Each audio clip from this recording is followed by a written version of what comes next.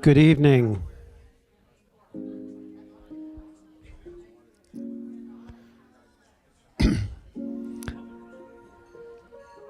We're going to get underway now.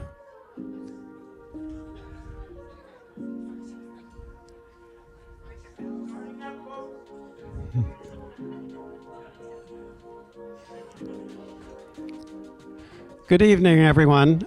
My name is David Trueman, and on behalf of Halifax Cycling Coalition and CapaCITY-CapaCITÉ, I'd like to welcome you, a very hearty welcome to Halifax for many of you who are from out of town.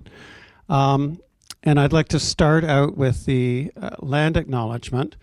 And I've used Halifax Cycling Coalition's land acknowledgement.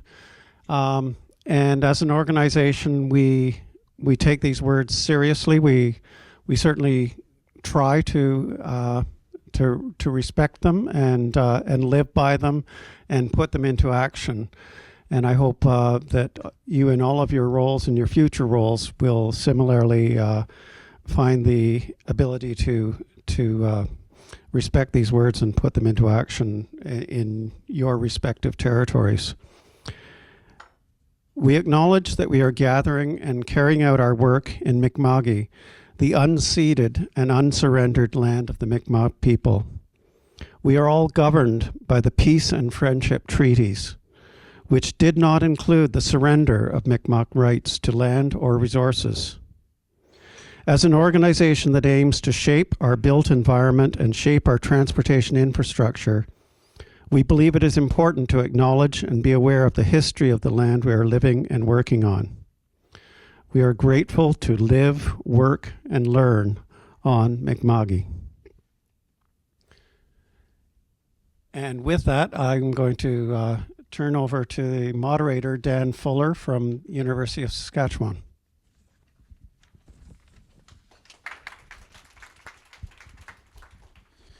Hello, everyone. First of all, thank you so much for being here. And a big thank you to Halifax Cycling Coalition, all of the volunteers. Some of you may know that there's a summer training institute going on for the CapaCITY project right now, and a whole bunch of us just came from a cycling tour and a walking tour and learning about Halifax and riding around and having a lot of fun a little bit in the rain, which is appropriate. So a huge thank you to the Halifax Cycling Coalition for volunteering their time and giving us a really great tour of Halifax. Okay, so the first part of this evening is a presentation by Dr. Linda Rothman, who I'll introduce in a second. And then we'll have a panel discussion with three panelists, Councilor Laura White, Simone Mutabazi, and David Trueman from Halifax Cycling Coalition. So Dr. Linda Rothman was originally trained as an occupational therapist at the University of Toronto and worked with neurologically impaired children. Dr. Rothman completed a master's in community health and epidemiology and a PhD from the Institute of Medical Sciences at the University of Toronto.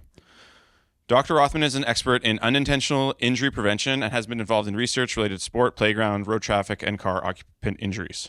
Dr. Rothman's research focuses on child pedestrian and cycling injury prevention related to school travel and the built environment. This research has recently expanded to include examining safe, active transportation for all ages in healthy cities. Context. Her research project involved many partners, including those from academia, hospitals, not-for-profit organizations, the private sector, school boards, and all levels of government, which maybe she's been fighting with a little bit lately. Dr. Rothman has recently been involved in high-profile road safety research and policy advocacy in Ontario related to cycling infrastructure and automated speed enforcement cameras, which she's going to speak to us about today. Dr. Rothman is currently an associate professor at Toronto Metropolitan University in the School of Occupation and Public Health. So without further ado, welcome Dr. Rothman. Thanks so much. So first of all, I want to thank you so much for having me here in your beautiful city. I am going to be talking about Toronto. I know I'm not in Toronto, but I think there's lots of lessons learned. Can everybody hear me back there? Okay. Lessons learned from what's happening in Ontario right now with these two issues that I'm going to be talking about. I called this the role of an academic public health researcher in the road safety political space, a tale of two city policies.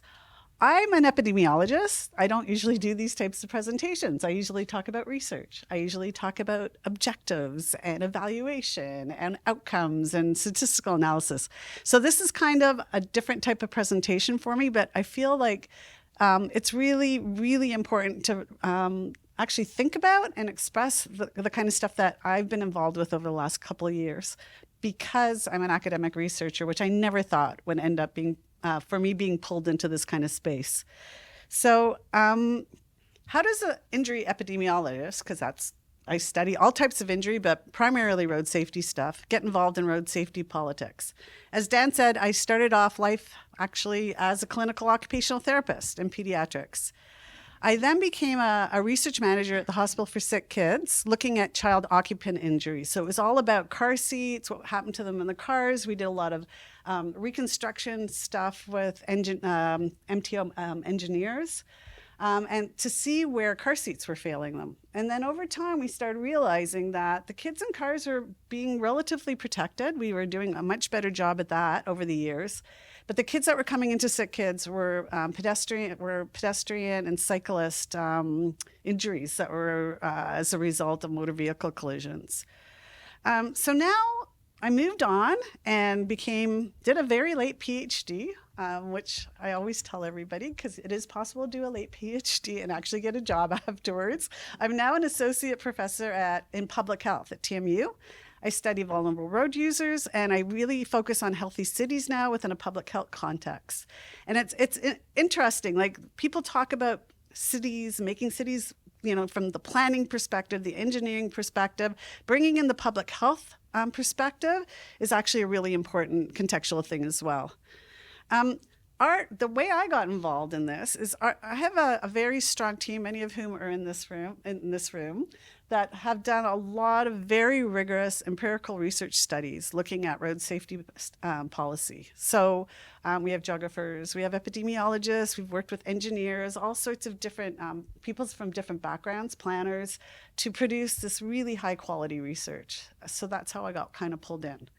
So when road safety issues unexpectedly become the focus of politics, you suddenly go from the familiar routines of, I call it academia, to suddenly becoming an expert consultant for advocacy groups, media, politicians, lawyers, in a very quick-paced and an extremely reactive environment. And that's not how we usually work as academics. I don't know how many academics are in the room, but we have some students who may become academics shortly. So the first example I'm going to talk about is the provincial removal of the bicycling infrastructure, the Bill 212, again, Ontario, okay? City of Toronto's cycling infrastructure includes many types of infrastructure, including separated cycle tracks, bicycle lanes, shared roadway routes, and multi-use trails. We do have a lot of issues with connectivity. We've had a lot of issues about where things are going to go and how fast they go in.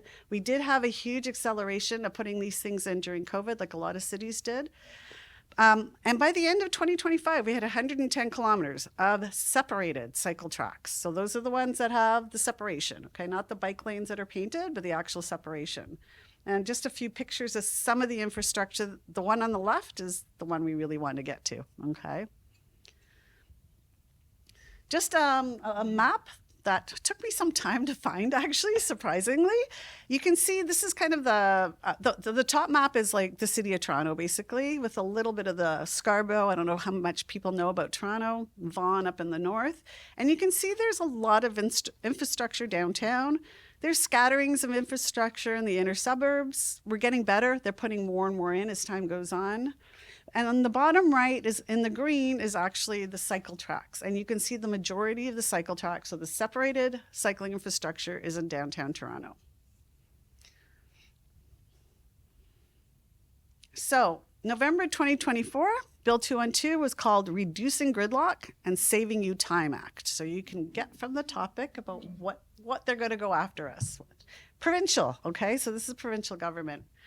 The government of Ontario amended the Highway Traffic Act, mandating the removal of separated bike lanes on 3 of the major Toronto streets with potential for further removals. And the goal was to remove traffic congestion. How many people think that would have helped in downtown Toronto? Not too much. So you can see, I don't know if you know Toronto, but one of them was the long Bloor bike lane, which parts of it have been in for a really long time. They had put in a new one up Yonge Street up until Davisville, kind of midtown. And then there was one down University that was actually servicing all the hospitals. The doctors were using them, the nurses were using them. And then the other part of the bill was banning new cycling infrastructure installation that required reducing motor vehicle lanes. So it's kind of interesting the way the city is now getting around that, and I'll talk to you about that in a second. So these were like the major corridors in the city of Toronto that had relatively new cycling infrastructure. The original cost was $2 million to put it in. The cost of removal and replacement, according to the city, with motor vehicles was going to be $43 million that the province wanted the city to pay for, basically. Top right, University Avenue, that's the hospital laneway all the way down, was just put in 2021. It's beautiful, okay? The Bloor Street reconstruction, there was pieces of Bloor that was done, and then they started to fill it in during COVID. In 2024, there was a major reconstruction, so all this is super new infrastructure. We actually had our first Dutch-style intersection at St. George and Bloor. And then the Active TO, that was a program during COVID that started to get people moving. Yonge Street, Complete Street, was put in 2021 temporarily and was made permanent in 2023 and was slated to be ripped out. So, as probably most people in this room would suspect, there were a lot of very upset people in the city of Toronto. So April 16th, 2025, Cycle TO, which is a not-for-profit in Toronto with a very loud and wonderful voice, launched a lawsuit challenging the bill with two law firms, EcoJustice and Pallier Roland, and they actually donated their time to this, which was fantastic. The legal challenge, which was really interesting, and I thought there was no way it would fly, was they argued that the provincial law was unconstitutional, violating Section 7 of the Canadian Charter of Rights and Freedoms, the right to life and security of the person. Who ever thought of bike lanes coming under something like that, right? They claimed, or they argued, that the removal of the infrastructure would increase the risk of harm to bicyclists, thereby violating their fundamental rights. Why was this relevant to me? First of all, I like to bike. I like to bike a lot. I care about my city and the people in it, and the city was moving towards the right direction with all the new cycling infrastructure. I'm stepping on the cord. But also, as I mentioned, over the last few years, we've been involved in a lot of studies examining the effects of protected infrastructure on bicycle injuries. So our group has done a lot of research on this. We looked at collisions after cycle lanes were put in. We've actually looked at how much infrastructure has gone on over the years. In multiple Canadian cities, we've done evaluations of cycle tracks in multiple Canadian cities. So I got a phone call over Christmas. So luckily, I had 2 weeks to provide. Basically, it was an 85-page report. I'm not used to doing something like that over the holidays. And not only did the report have to be done, we actually had to do some additional analysis, and I'll explain a little bit why that had to happen. So I had to call the research assistants, and all of us had to work a lot over the holiday to get this done. Then I was trained by the lawyers, and again, I'm a professor. I don't know this language. I don't know how to behave in a courtroom. Anyway, so there was a lot of training that was going on. I was cross-examined, examined by lawyers, and what they wanted to know was the nature and severity of cyclist injuries, the effects of bicycling infrastructure and collisions, and my opinion on what the effect would be if they took these things away. One really interesting thing is, if you have on Twitter, if you're on a bike in a public space, the lawyers will find it and say you're an advocate and start trying to discredit you because you've got a bias, okay? I took down my Twitter account or X account right after that. They will go through all your social media, whatever's public, and say you're an advocate, you're not an expert anymore. Luckily, that didn't work, but it's a really good lesson that I learned during this process. So unbelievably, I still can't believe it. There was a landmark ruling where the judge, massive report, did an amazing job, read through everything, and he concluded that Bill 212 was inconsistent with Section 7 of the Charter of Rights and Freedoms. And we can all clap.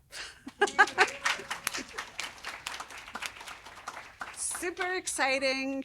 There was also the other expert witness was an engineer from U of T who did an amazing job showing that the congestion was not going to be reduced by keeping the cycling lanes in or taking them away. It was really fantastic and really like an unbelievable and unusual charter to actually go after. The lawyers were incredible. They were scary, but they were incredible. But of course, provincial appeal was held in January 2026. We're still waiting that decision. Unfortunately, they still got that Bill 60 passed in November 2025, which prohibits adding of bicycle lanes where traffic lanes are reduced. From what I understand, I'm not an engineer, but the City of Toronto has now figured out how to make the car lanes more narrow, so that way you're not taking away a lane, and they're still am I right? Okay, putting bike lanes in, and they're just narrowing the car lanes, which has been they're trying to get around it this way. Okay, so there's some leeway to kind of bend the rules a bit. So we're still waiting, but first steps was great.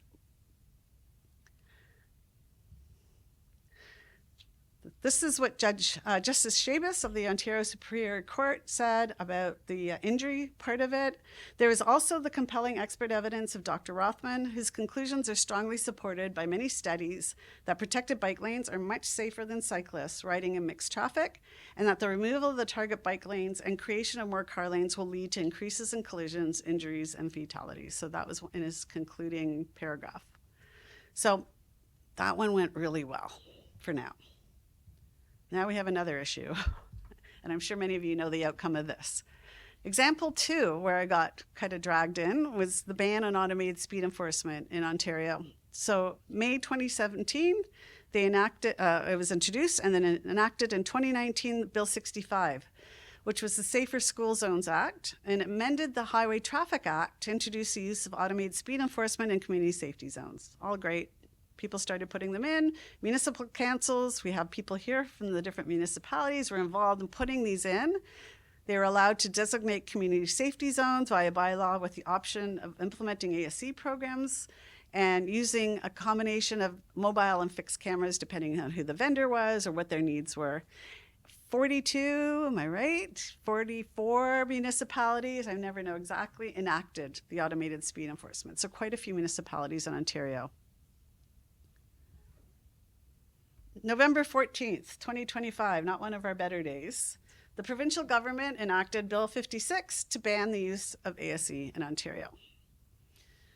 Now, money has been provided to the municipalities that had ASC to be used for other traffic calming initiatives through the Road Safety Initiative Fund. So now they're saying, no, you're not allowed to do this anymore.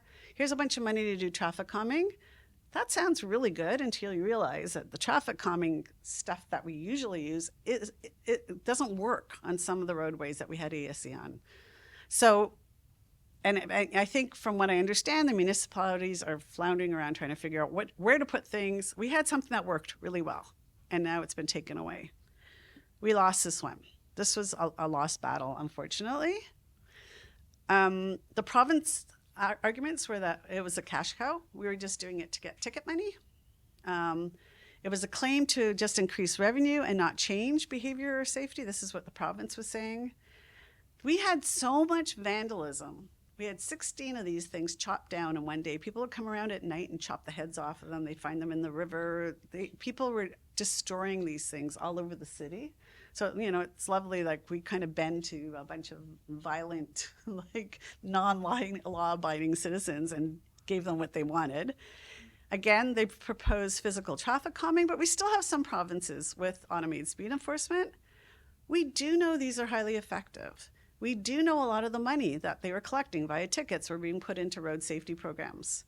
And we also do know, through a lot of research that we've all done, is physical traffic calming does not work for some of the larger, higher speed roadways that we had ASEs on. It's most appropriate for local roads. So now the cities are really stuck about figuring out what to do next. Why is this relevant to me? Again, I care about my city. I don't tend to drive so much anymore. I'm usually on my bike. So I did get one ticket with automated speed enforcement, I must say. So, we had just done, and it was just by coincidence, in partnership with the City of Toronto, we did a really big, call them quasi-experimental time trial, like a really scientifically sound study looking at the effects of automated speed enforcement. We found there was a 45% reduction in driver speeding and almost 11 kilometer per hour reduction in the 85th percentile speeds if you're engineers in the room with ASC. We know that they worked, then they were working really well. So again, got pulled in. This time there's no court case. And I'm wondering what might happen if some group took this under their wing to actually go after with some kind of a court case. Maybe we would have won like we did with the cycling, but nobody took this to court. My involvement was right after all this cycling stuff, media. I was like a million calls from the media, presentations to city council, presentations to professional organizations, just because of that one paper, presentations to not-for-profits, academic conferences, op-eds being written with stakeholder NGOs. But we also now got a new 3-year Canadian Institutes of Health Research for $500,000 CIHR grant, because this grant we had put in 4 times, 3 or 4 times, 3 times. The fourth time. We kept putting this grant in to look at collisions, not just speed. For funding, we got no. And then all of a sudden, when this became a big issue in the community, we all of a sudden got a yes. So we're now looking at the effects of automated speed enforcement on hopefully reducing collisions, okay? Not just speed, but the actual collision outcome. Maybe that'll help in other provinces. Maybe it'll help in ours one day. So how are these contributions that I provided be applied? The information from the expert testimony on bicycle infrastructure has continued, will continue to provide some background evidence for the appeal and whatever comes afterwards. The evidence-based knowledge related to automated speed enforcement will continue to form the next phase of investigation of the collaboration of a whole bunch of different municipalities, because we're looking at it across Canada to look at, we're actually going to start looking at the speeds also since they took them out with the City of Toronto and collisions after the removal. So I want to talk a little bit about challenges. I don't want to say this is not my job, but it became my job. This is not a usual plan for a part of an academic's job. It's unexpected. It's short notice. It's back-to-back issues. I'm supposed to be teaching. I'm supposed to be doing academic research, and then all of a sudden you're being pulled in all these different directions. It was exciting. It was, made you feel good, but man, was I busy for a good year anyways. The other thing that was really interesting, like I mentioned before, is you're supposed to be impartial as an academic. I'm not supposed to be an advocate, right? I mean, I am an advocate, but you're supposed to be able to see the science and not have like a bias towards a certain view. That's a really hard thing when people see you riding around with Cycle TO in a parade and, at some of the, I stopped going to some of the actual demonstrations, but I'm a cyclist in the City of Toronto. So that was kind of hard to deal with. The other thing is I'm really good at translating my knowledge to other academics. I'm actually gotten pretty good at translating my knowledge to my municipal friends, but media I've gotten better and better at, but the legal community was a whole other ballgame. It was a whole other language. I made a lot of mistakes, I have to say, like using the wrong words or saying things that they said, no, you can't say that kind of thing. So it was a whole different ballgame of communication. And when we talk a lot about how important it is to be able to communicate research to a bunch of different audiences, this was the first time I had to do it with a legal community. The other thing is, in epidemiology, you're looking at trends of diseases in the population, whether it's COVID, injury, whatever it is you're looking at. We tend to look at a population. It's very ecologically based, group-based. All of a sudden, I'm being asked to look at 3 bike lanes. We don't have enough numbers. We don't have a sample size, whoever understands that. To actually do like a statistical analysis on 3 bike lanes in terms of change, you can't do it. So we had to refocus very quickly some of our analysis on kind of like case examples rather than having my good, huge, massive population-based studies. Again, something that I'm not used to, but we were able to turn over quite quickly, and I have to say that the team I worked with was fantastic. Frustrations. Decisions made are not based on evidence. Okay, we can provide as much research background to the government and they can totally disregard it for a variety of reasons, and that's what CapaCITY is looking at. Like, how do we get things implemented? Sometimes the evidence is not enough. A lot of the times it's not enough.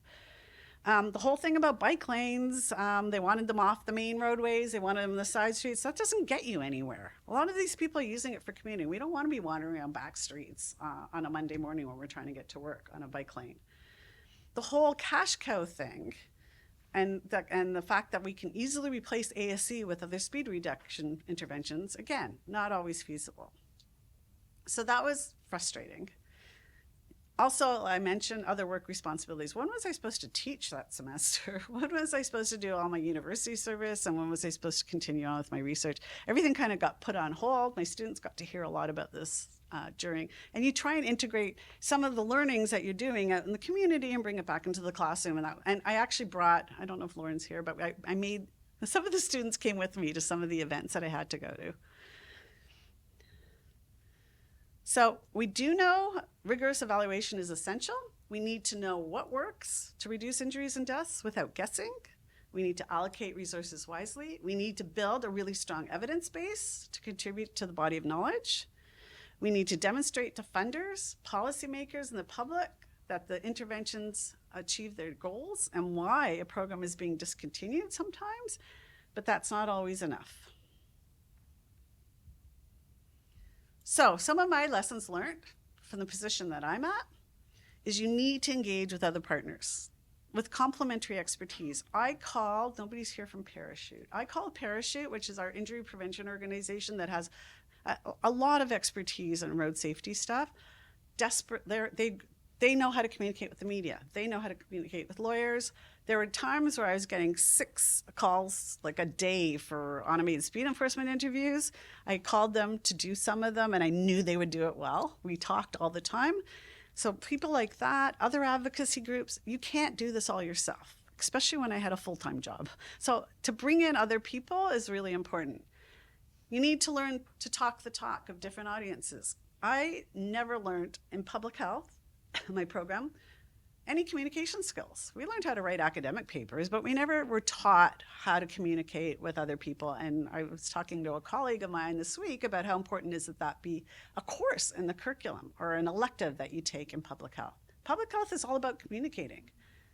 Really important. You have to find champions from all arenas or things don't work. I think the problem with the automated speed enforcement whole issue is we never found a champion. Cycle-TO took on the cycling. Automated speed enforcement, there's all these little groups with no money, very, very low voices, and nobody took that on, basically. The biggest lesson I learned was take a break, a breath, don't cry, because I did cry for a few days after the automated speed enforcement issue, and then move on. And that took a while also, but what we did was you use that experience to plan our next stage of research, which was let's resubmit that automated speed enforcement grant on collisions and see what happens this time. But man, it took a few weeks to try to get over what happened and like move on and use it. Use what happened for the next stage. So what is our role as academics? We have primary responsibilities to our students and the university, but we also have responsibilities to the community, especially in public health, and ourselves. So we need to, make sure that we're balancing all these things and making sure that we're filling those responsibilities. And I do want to acknowledge our vast team of wonderful injury prevention researchers, a couple of whom are here. We've done a lot of work over the years on this stuff, and I want to say thank you. And if anybody wants to contact me, there you go.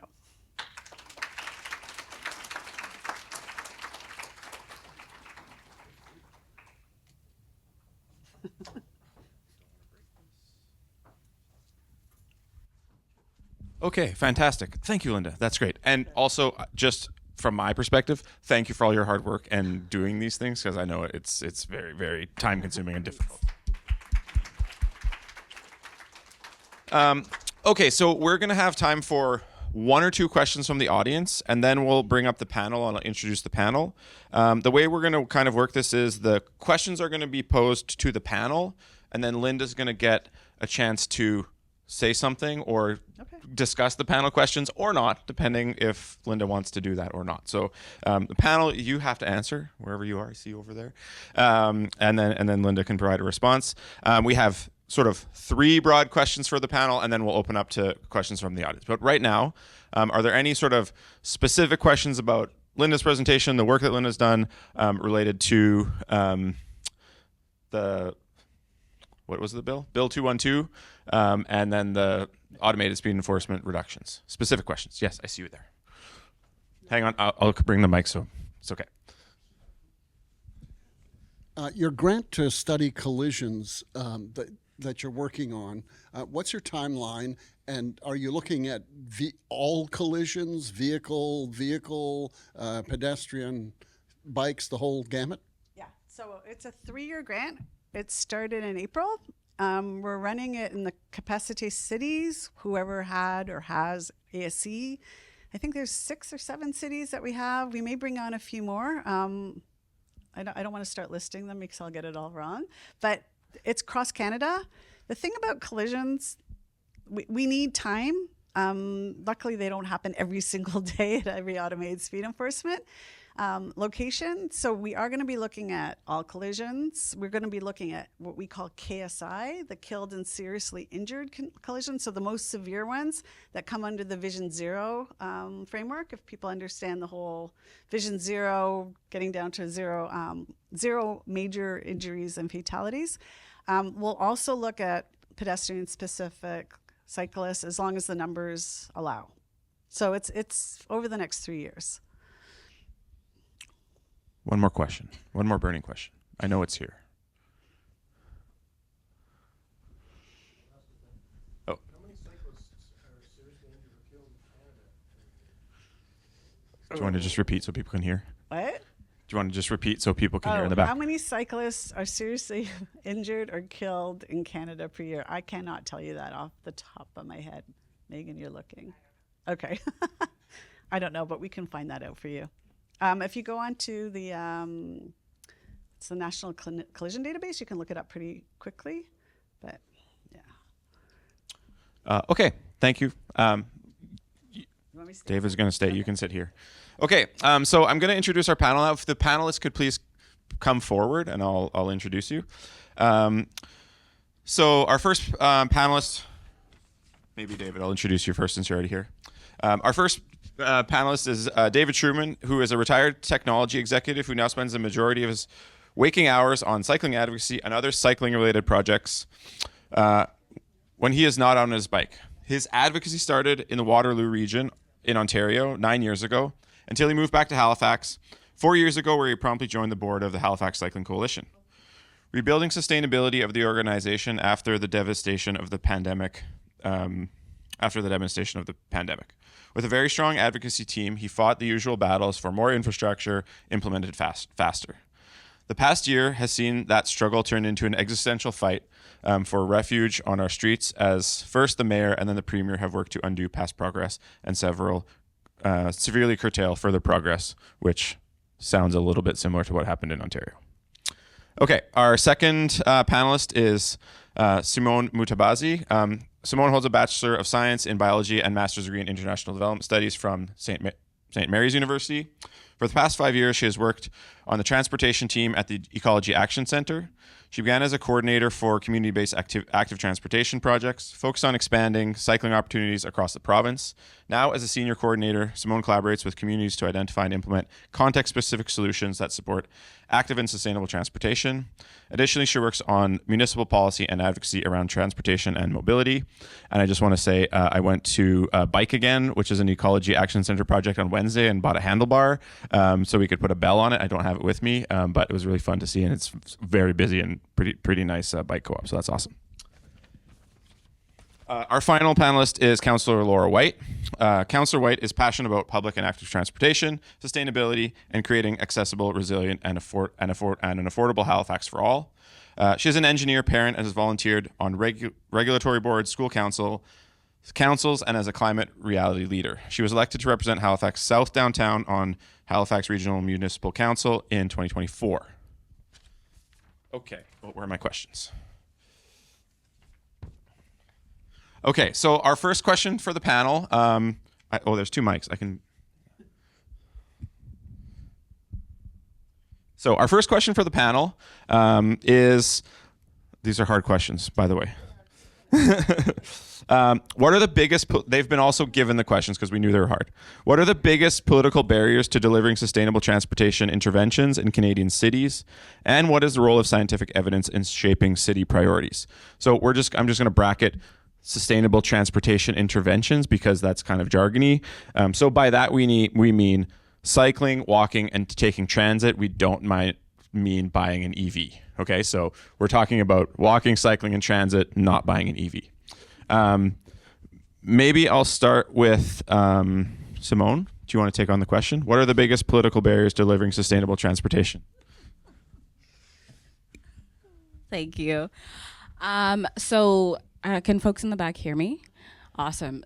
So on our team, we tend to approach like on the policy side from a municipal, provincial, and federal level. But given that our organization is mostly a provincial organization, we don't often tend to work on the federal level. But like thinking about it now, one of the biggest ones would be cost and also the political will. In terms of cost, what we've been seeing lately is that oftentimes active and sustainable infrastructure projects or capital projects tend to be held at a higher standard than other kinds of infrastructure projects, and they often are debated to death. And then things take a really long time to then implement.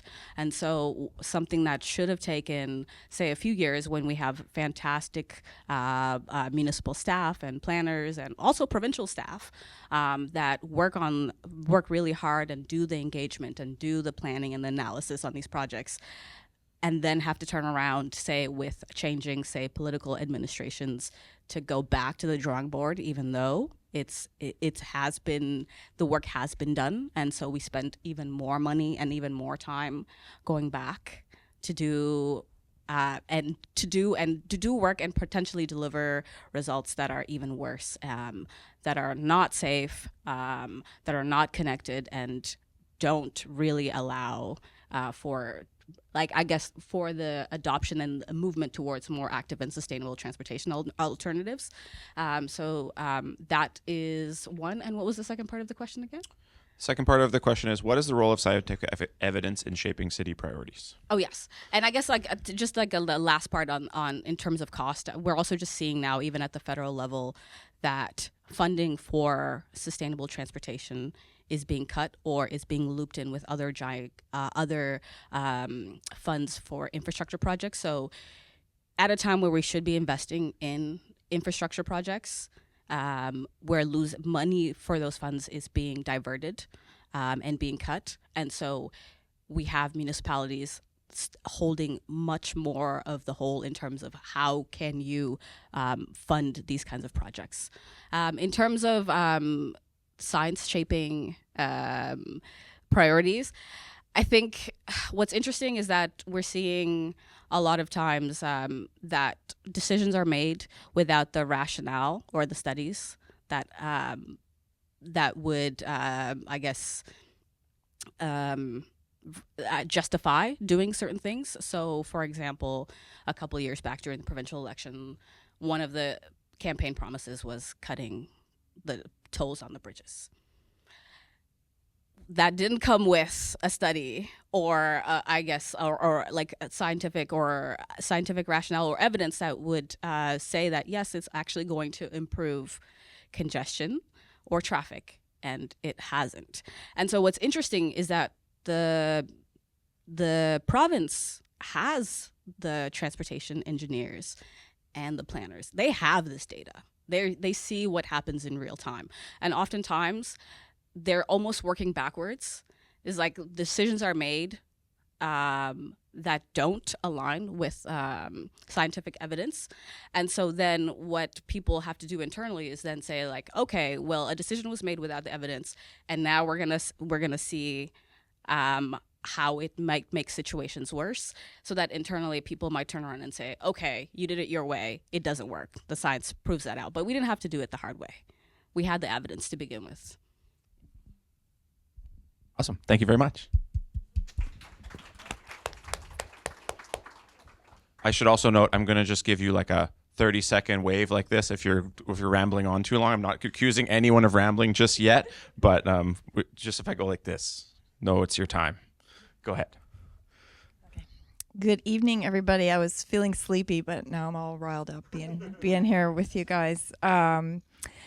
What came to mind for me with political barriers in Canadian cities is the first thing that came to mind was amalgamation and maybe structures of cities. Like I was thinking of places that have been able to maybe do more than we have here. I was just in Edmonton for FCM.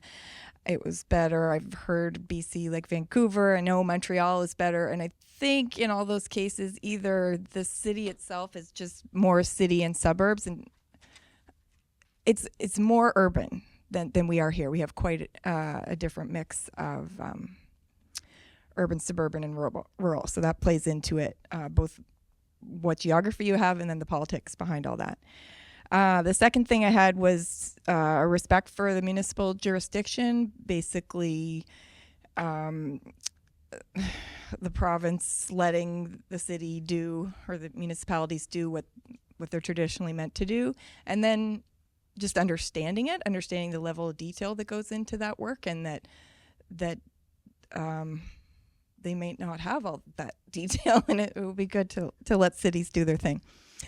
And then the third barrier is just very loud objections, and just the culture of driving. It's been 100 years. It's in all of our lives, and it's hard to change. I wasn't looking. Okay. Full of scientific evidence. Scientific evidence. It doesn't play a whole. It should play more of a role. We have it. We have it as part of our strategic plan under a service excellence lens. I was trying to find out where is that in our policy. We're supposed to be making evidence-based decisions, and we strive for that. But it's kind of buried in other things too, like listening to residents, and that's not always scientific. And again, just we're trying to adapt. These things are adapting to the way things were built, and it takes a long time, and there's resistance to change. So yeah, it doesn't play as much as a role as I think it should. Where I think it could come in to be more effective is just to talk about it more, and like I'm thinking of this message, like people believe what they hear over and over and over and over and over and over. So keep sharing about it, keep talking about it if we know it to be true. keep saying it.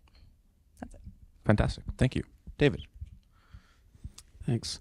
I think at the highest level, the political barriers are, first of all, that cities have no standing in our Constitution. So the provinces can and are overriding cities in so many different areas, whether it's transportation policy or land use policy and so on. Secondly, that Section 7 challenge in Ontario, that right to safety of our person is not immune to the notwithstanding clause challenge. So I think there's 13 fundamental rights, and I think 5 of them are protected that can't be overridden by the notwithstanding clause. And the ones that can be overridden include your right to safety. So, I have little doubt that if the Ontario government loses the appeal, that they will invoke the notwithstanding clause. So on top of that, we have 2 major problems. One is the classic that anyone familiar with advocacy is aware of, is so-called motor normativity, otherwise known as car brain, where we view everything through this biased lens of the safety that you have within a steel cage, and being unable to imagine life that isn't dominated by car travel, and now unfortunately big pickup trucks and big SUVs that injure and kill more people. Then on top of that, we have the led by Doug Ford and soon followed by Tim Houston in Nova Scotia, and now Danielle Smith in Alberta. We have these conservative governments have discovered the wedge issue, that cyclists are a visible minority, but a visible minority where it's socially acceptable to attack. And they're taking full advantage of that to create a wedge issue, to pit, a large body, probably a large minority against this other minority. So as advocates, we see our job as convincing the persuadables in the middle that, that they need greater road safety, and we need safe cycling to reduce congestion on our roads, to provide transportation choices so that the people who need to drive a car can indeed do so. In terms of evidence-based, clearly the provincial governments aren't paying attention to evidence. And even at the city level, Laura White's motion to do a benefit cost analysis on cycling lanes so we could actually take a balanced view of the benefits versus the costs, that was defeated by our council, even though the council on the whole has been voting in favor of cycling infrastructure and greater road safety provisions.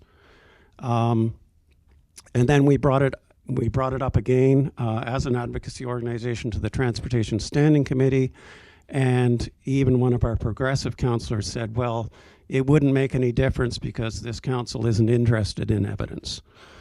So that was a pretty cynical comment on his part, and I don't think he believes that himself, but he was so defeated, I think, by the things that have been going on, that was his viewpoint, and so that didn't pass. We're not going to look at the benefits. So yeah, I think I said enough. Perfect. Linda, do you have a general comment? Do you want to say something, or how are you feeling? Grab the mic if you want to say something. I just wonder, I don't think the government per se is paying much attention to evidence in a lot of things. But I did find the fact that the legal process was invoked and kind of took over, and they listened to us. So I don't know what that means, other than do we need everything to be like brought under the legal, I don't know. But that judge, we happened to get a good judge, actually went through and he produced this massive report. He went through every line of every single report that was submitted to him and did a really great job at figuring out what was right and what was wrong. So, we've got politics and we've got legal. I don't really know how those two, because it's not my expertise, interchange, but it seemed to work in one circumstance. Awesome. Thank you. You can just pass it back. Maybe we'll start with Councillor White this time. The question is, how would you characterize the momentum for sustainable transportation interventions such as cycling infrastructure in Halifax or Canada right now? The cynical next question is, why are we losing momentum? The less cynical question is, how do we regain momentum? Well, for thinking of your sustainable transportation, including transit, I would say there's much more appetite, certainly here, to talk about transit and improving that. And we need to do that to be able to advance active transportation, I think, as well. People need alternatives, and I think that's really important to say that is going better than active transportation. So the momentum's been downhill for cycling for sure. I think there's still positive on my council anyways. Road safety is something people are interested in looking at, and transit is something people are looking at. Did I not? That's. Any Is there thoughts more on to that? Canada? On the whole country? Yeah, I or don't know. specific cities that you know We'll about? see. We've seen what we've discussed what's happened in Ontario, and that's spilling over here. And I think it's happening in Alberta too. So it's not looking good. But we'll focus on transit maybe. Yeah. So I guess from a nonprofit perspective, as an organization that's focusing on policy, we've taken, I guess, the view as well that focusing on transit is a way to try and regain momentum and steer the conversation away from bike lanes and cycling infrastructure being used as a battering ram to say no to anything that's not more roads for cars or road reallocation for alternatives. So I think right now it has felt like we've been losing momentum at a time where we really need to be stepping up and gaining momentum for sustainable transportation. Obviously now whenever there's conflicts that escalate, say gas prices, we're at a point where we need to have options for people. We need to make them attractive. Car ownership is also getting prohibitively expensive for a lot of families.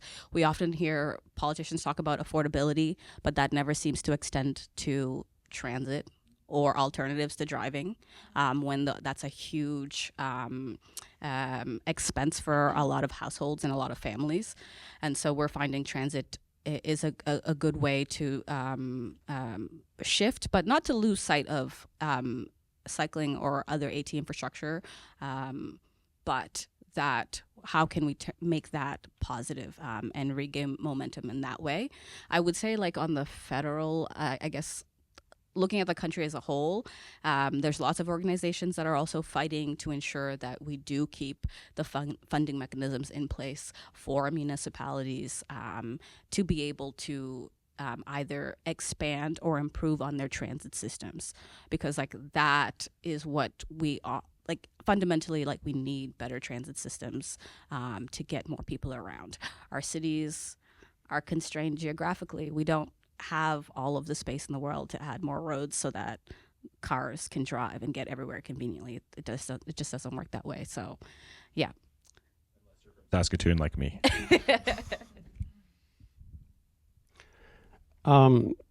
We've certainly lost some momentum. I think it can be regained. Part of it is to convince the public that they need to speak out. Some of our worst provincial governments, Ontario and Nova Scotia, the premiers are way down in the polls. So I think we have momentum in that sense.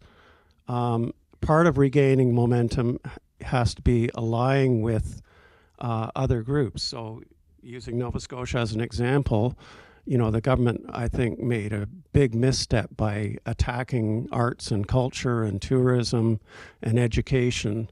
And by allying with those groups, then we have a broad provincial coalition that can actually change minds and move the agenda forward. Very more immediately and locally, I think we need to reprioritize all our projects in light of what the province is doing and say, okay, we can put some of these projects that the province isn't going to support in suspended animation for a few years, and let's focus on all the many little gap filling and other interventions that can be achieved over the short term. I just spoke to my councillor in the last week about all the little things that could be done in his district and he was quite receptive to that. So let's reprioritize all the projects to get done what we can in the next 3 years, and then hit the ground running when hopefully we replace this provincial government in the next election. Nationally, actually, I think we're in trouble as well, because there was a major carve out for active transportation infrastructure in the significant budget for transit, and this government under Carney has not released those funds that were already approved. There's been a major effort to try and draw attention to that, but so far I haven't heard any positive progress. So I think we're fighting battles at the national level too now. Great, thank you. Linda? Just quickly, what I find interesting to reflect on is that when there's a major event like COVID, we had an acceleration of cycling infrastructure across Canada being put in. We had a lot of people switching over to biking and walking. Similarly, 1970s, the fuel crisis, that's when Copenhagen switched from being a car city to a biking city because the people insisted on it. And in Copenhagen, I was there a few years ago, the survey that was done among why people bike, and I think we really have to push this concept here, is not because it's safer or anything like that. It's because it's convenient and it's affordable. If you get into your car in Toronto and drive across Bloor Street, it can take you 45 minutes. It can take you 15, 20 minutes to get where you want by bike. I never bike in Toronto, drive my car downtown. So convenience and affordability. But there's these major world events that happen that seem to instigate this going back to the basics, I want to say. We're in a bit of a fuel crisis right now. We should be pushing this harder right now.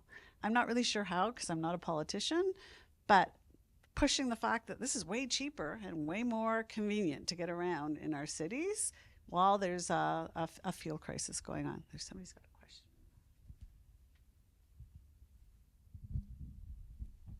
Is there a question in the back? Just hang on. I'll bring you a mic so people can hear.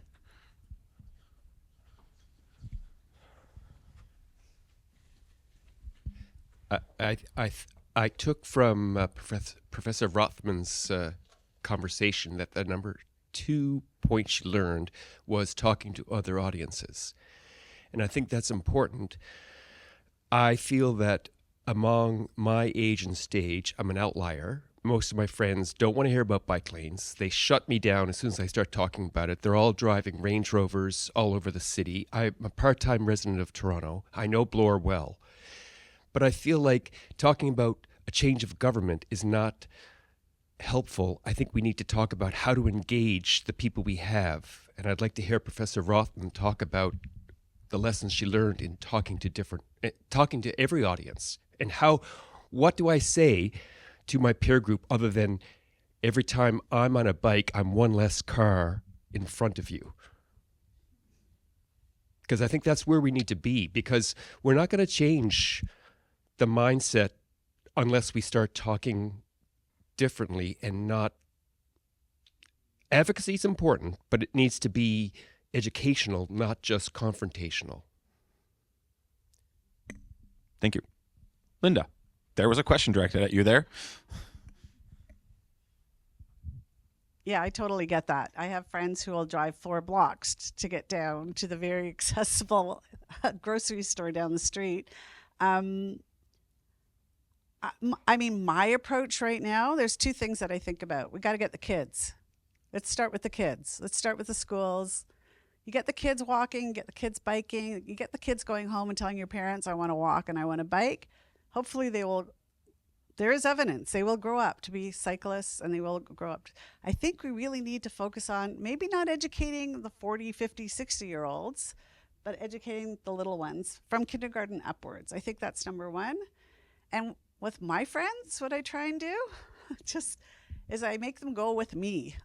So I said, get out of the car.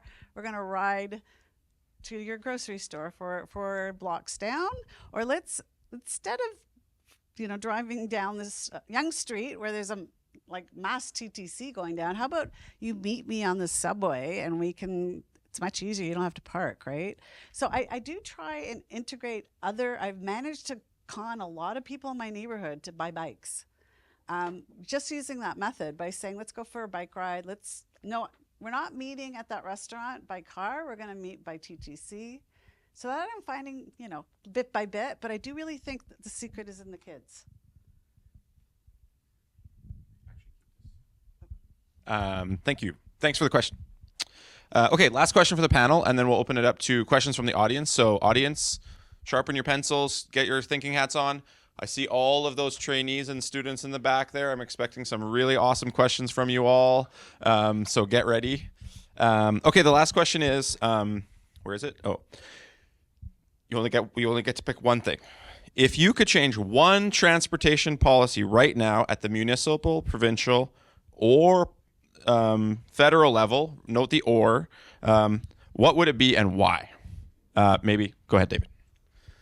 Okay, that is a tough question, but in Nova Scotia we actually have a new Transportation Safety Act, which promises automated speed enforcement, and we, with a whole lot of other groups, put in an extensive submission on.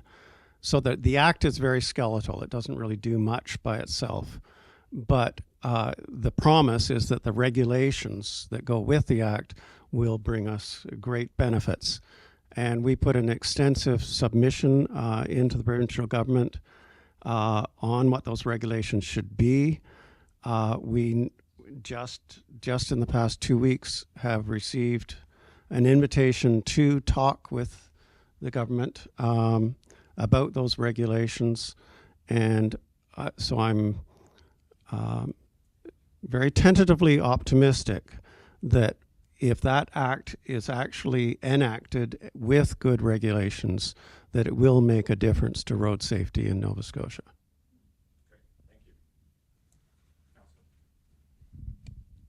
Good one. I like yours better. And but whatever. I'll pick one. I'll just talk about land use. Just if we could just skip to having our suburban and rural plans done, I think that'd be great. We've got a few years to go to get that done, and we're trying to recover here from past development patterns, and it's just a lot easier if we live closer together. We have a better tax base to be able to pay for all this, and yeah, I would skip to that.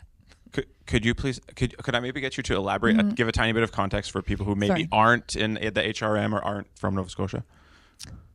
Okay, well, just land use in general, like living closer together, we have more people living together, we pay more taxes together, and then we can afford to do more things. But here in HRM, we have a center plan that took years and years to get and is pretty well done with some tweaking, but our suburban planning what gets built and how and where in the suburbs and in the rural areas is still years away. So if we could get that done and maybe prevent some building happening in places that's very car dependent. Thank you. Simone, last word to you. Oh, maybe last word to Linda. Go ahead. For me, it would be a provincial a bill that was passed last year, but Bill 24. There's a particular part of that bill that gives the province power to override municipalities in terms of infrastructure, and then also force them to cover the costs. So when asked why the province wanted to have this kind of power, I think they made a case for making it seamless and easy working with the municipalities, but I think functionally it acts as a deterrent for municipalities to actually make their own decisions in terms of the kinds of infrastructure they can pursue without worrying that those decisions might be overridden. And so hard to tell, are we getting the kind of infrastructure that is safe, connected, that we deserve, or is that how is that affecting municipal planning and infrastructure? Great. Linda, do you have one? Any transportation policy, any policy. Oh, okay, I totally, we haven't mentioned this at all yet. Really important in Ontario. I don't know, but micromobility needs to be addressed. Something needs some policy. It's a wild west where I am right now. E-scooters, e-bikes. I don't know if that's part of the conversation, but it's something that is really important and people need to start looking at right now. Great. Thank you. Dear audience, do you have questions? Yes, we have. Okay, there's a lot of hands. Okay, wait. I'm going to go there, then I'm going to go to there, and then we'll go from there. Okay, please. Thank you. Yeah, I just was wondering if you guys think that it has a lot to do with the rural versus the urban, the town versus the country, this is the age-old debate. So if I'm living in Westwood Hills or Kingswood, I hate the fact that someone might have a cycle or a bicycle or they're spending any money on that. So that's like this gentleman was saying, you know, I have lots of friends live out there and they just doing this. I guess it's the rural versus the town, country versus the town kind of issue. Closer. Okay, I think everyone got it. The town versus the country kind of thing, right? The rural versus the... And in Nova Scotia, you can't win a provincial government election without the rural vote, right? So there you go. Same thing in Saskatchewan. Panel, any thoughts? I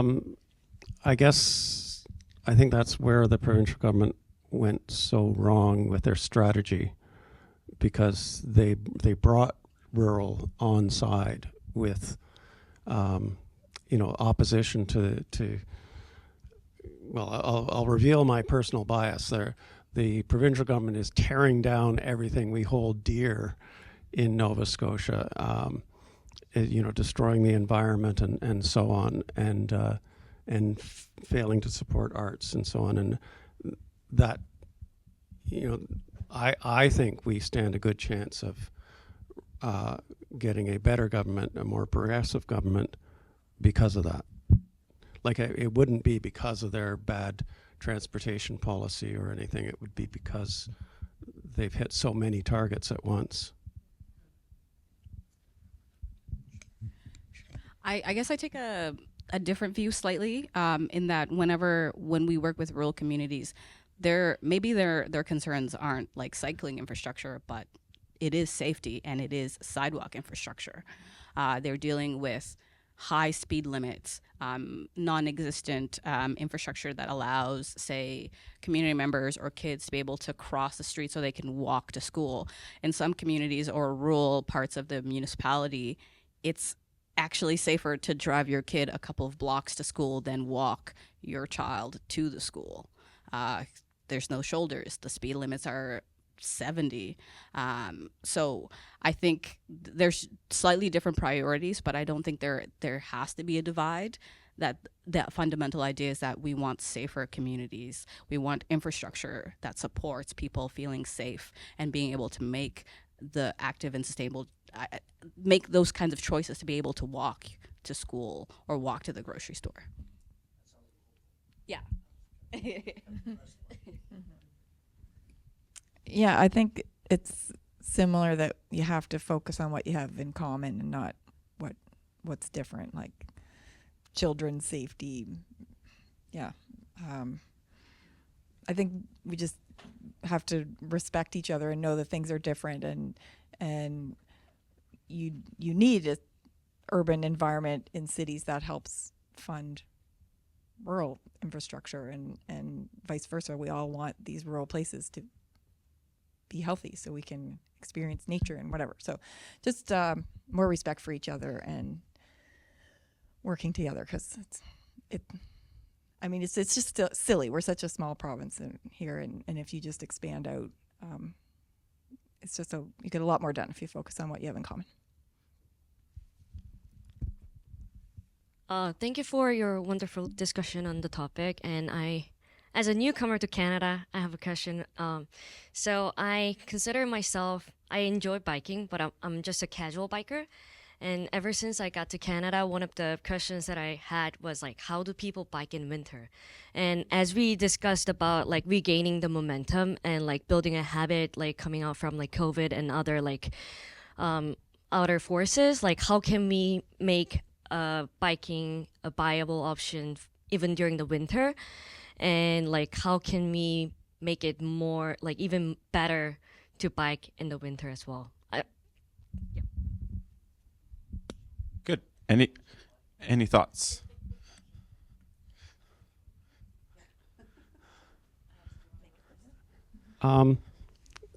So I think we need to make winter biking a viable choice for people. I'm not about to try and tell everyone they should be out on their bikes in the winter. One thing that makes it a choice is having good infrastructure that is maintained through the winter. Beyond that, there are a lot of psychological barriers to cycling in the winter. The way I try to emphasize it is don't worry about cycling all winter. Just extend your cycling a little further into the fall and start a little earlier in the spring. And, maybe on those sunny winter days, think about getting out your bike. And it's that gradualism that people start to realize that, hey, the cold actually isn't a problem.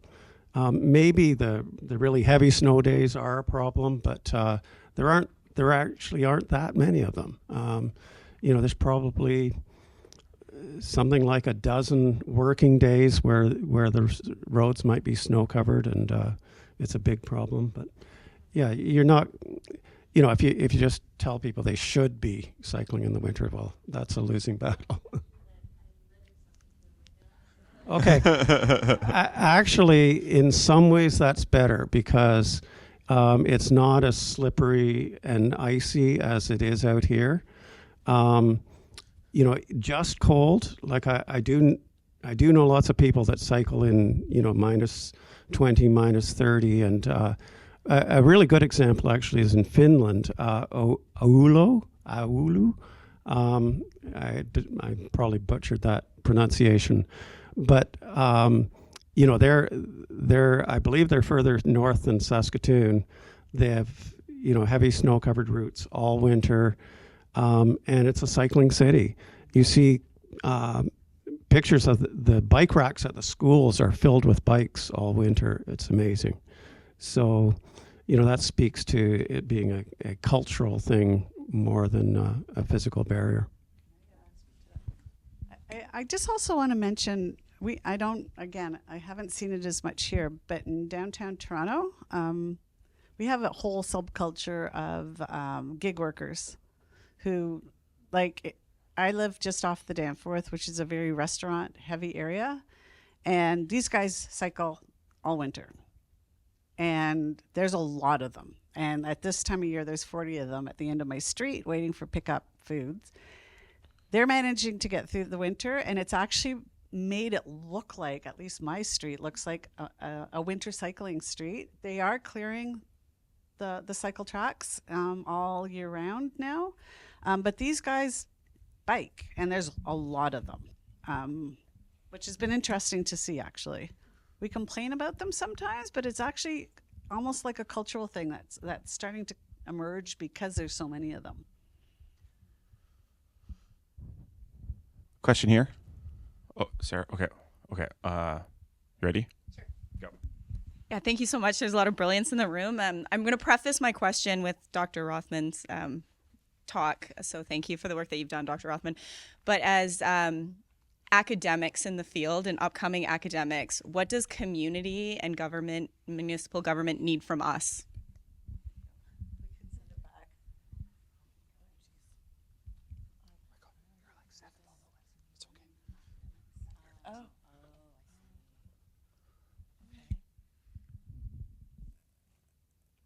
Maybe this exists, but for me, just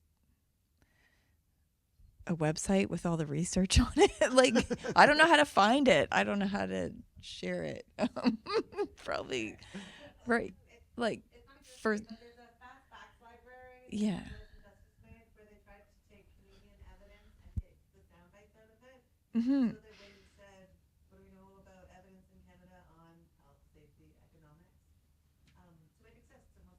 Send it to me, please. That would be really helpful.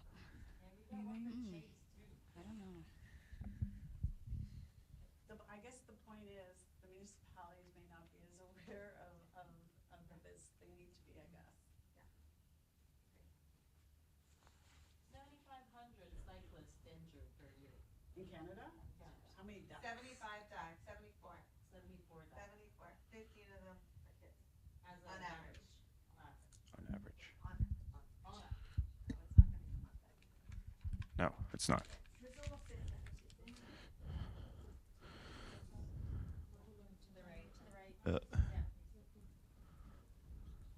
Tools. I hope it's there. It's so new. It's new. It's not there. He'll be there soon. Okay. Any other thoughts on what you need from researchers? Simone, and then there's a question over here. I think it's kind of built in now, but sometimes like kind of adjusting that language so it's more accessible to just the general public. Even for me, sometimes when I'm, say, reading an academic article, sometimes it feels like a bit of a slog to just kind of like understand what is being said. So, or even just like more opportunities to have these kinds of conversations with academics and share back with community organizations or communities directly about what the research is saying and how that actually relates to people's lived and anecdotal experiences. I was just going to add quickly, the willingness, as Linda has done, to speak out, like to media in particular, because I think, at least in Canada, academic voices do still carry credibility in a public audience, through the media. Thank you. And like I mentioned, I really do think communication skills should be an important part of our curriculum. And at least at my I think there's an elective they can take, but it's not regularly. It should be core part of the program. The other thing that I'm finding really interesting, there's this whole thing going on right now, these I can't remember what it's called, but these pub nights. Does anybody know what it's called? It's in Toronto right now, where they actually have pub nights around the city with certain topics where academics come and talk to the general public, and they sit on a stool. And I thought, what a great way to kind of bridge, first of all, the academic has got to learn how to adjust the language. And second of all, that's open to anybody, whether or not they want to drink or not. Like, people can come and sit down, and depending on the topic so it's a much more accessible than a meeting or a conference or, that kind of thing. And it's like, it's on Eventbrite. Like, it's one of these things that people are doing now, which is kind of cool. One of our colleagues is talking at it. Pardon me? They don't call it that. It's pub something. Dr. Harris is doing one. So thank you. This is, I'm a member of the public and someone who is also the parent of a 16-year-old who is here with me tonight. And interesting, I know you brought up sort of engaging the young generation in terms of, especially active transportation. And he recently found out funding was cut at the provincial level. Every high schooler in HRM received a free public transit pass. So, Councilor White might be able to clarify, but the municipal government had committed to funding, but the provincial government will no longer fund this amazing program that I thought was so instrumental in terms of introducing a new generation of public transportation users, not just to get to and from school, but students were using it to, go shopping, to visit friends. I really saw it as just a win-win, and the provincial government has removed that funding as of the new budget year. So that was quite disappointing.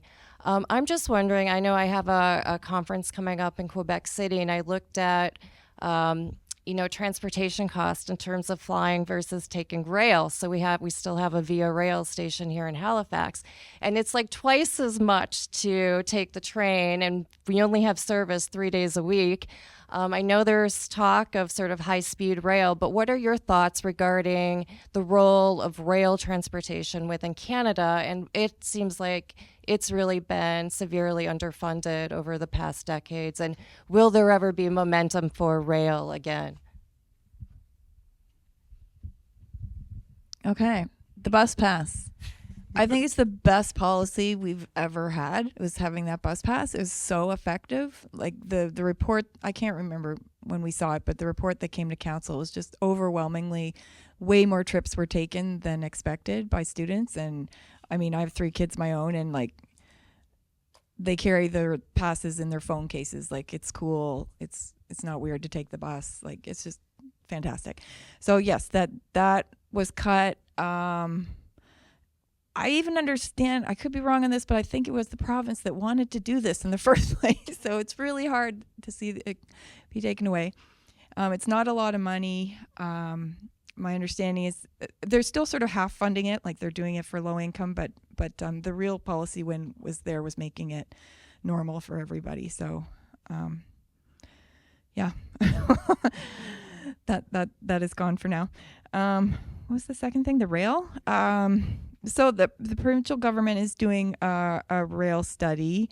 Also, so it's far off in the future. There's always been, it's hard to get cooperation with CN is my understanding, and they own all the tracks around here.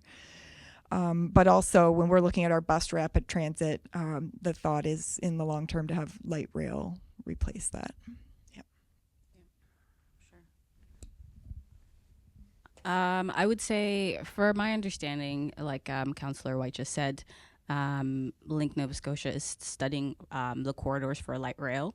And so essentially what they're trying to do is ensure that the corridors exist when the time comes. If we hit the population threshold, that would then, I guess, require or justify pursuing light rail in this municipality and the province. And so we're not quite there yet, but they're planning, decades into the future for such a time. In terms on a national level, that's not my realm of expertise whatsoever. Just my understanding of the high-speed rail project is that it's getting complicated because of CN owning the tracks and some of the routing of the project aren't connecting to existing stations in some of the major cities, and so that's causing the project to explode in cost. And so, like, there's not a lot of confidence about that project. So, but we'll wait and see. Okay, we have time for one last question, and it's yours. Thank you. For sure. So I'm kind of new and old to cycling. I cycled as a kid in a different municipality a long time ago. No helmets, go where you want, whenever you want. It felt super safe. Here, I got an e-bike with the goal in mind. I was going to commute with it. I was going to run my errands with it.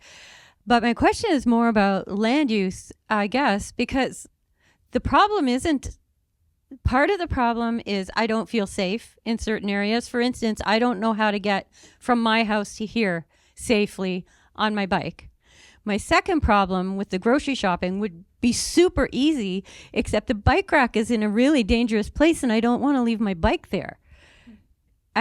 So I think, I don't know who's in charge of that and who, can tell Superstore or Sobeys, like, you need to have your bike rack in a place where people walk by it a lot and it's in a lit area and it's not out behind the store where somebody's going to steal your bike while you're shopping. So I guess that's for Councillor White and the person from the Cycling Coalition. I don't know. But it's going to be too late for me if we wait for the kids to get on board, right? I want to cycle tomorrow. So what are some of the solutions for those of us who are getting back into cycling and want to get out of our cars, but don't know how to do it?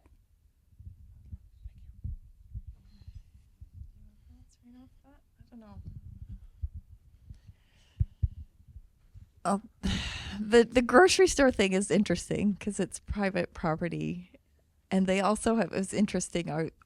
I tried to get another rack at the Quimpool Superstore, and it's like they have these contracts to provide a certain number of parking spots, and like in their lease agreement, it's wild. Like they couldn't give up one parking spot to have another rack, so it's very complicated there.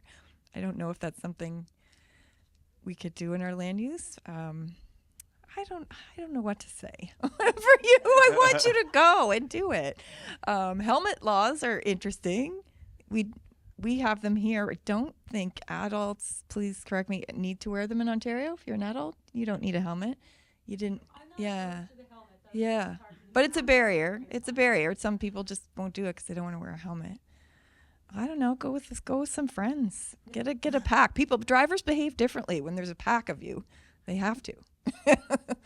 Maybe. Or come out to some. Have you gone to rides, like group rides? Yeah, come to some group rides like Critical Mass or Critical Mass. Bike party. Critical Mass tomorrow, yeah. Yeah.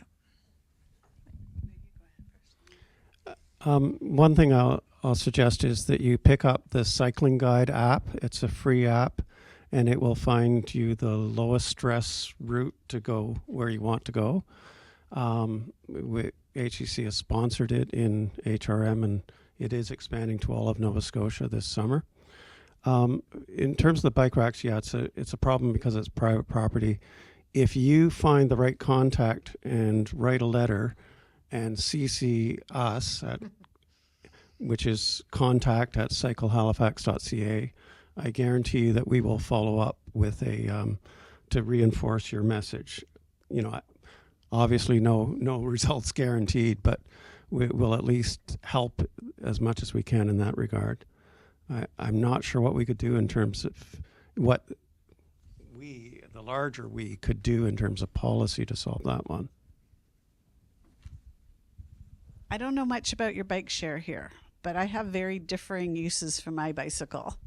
I only take my bike when I know I can put it in my office or lock it up in a cage, or if I know it's in front of a massively busy area.